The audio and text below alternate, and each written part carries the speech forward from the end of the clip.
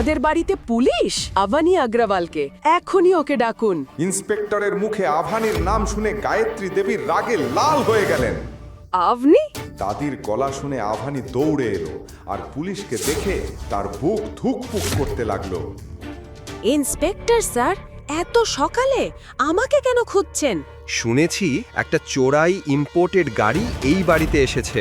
এটা শুনে আভানি বুঝে গেল ইন্সপেক্টর সেই গাড়ির কথাই বলছেন যেটা গত রাত গৌতম এনেছিল।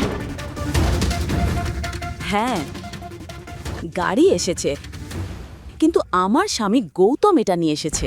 আমরা খবর পেয়েছি গাড়িটার দাম 50 কোটির বেশি। তো তোমার স্বামী মাসে কত আয় করে?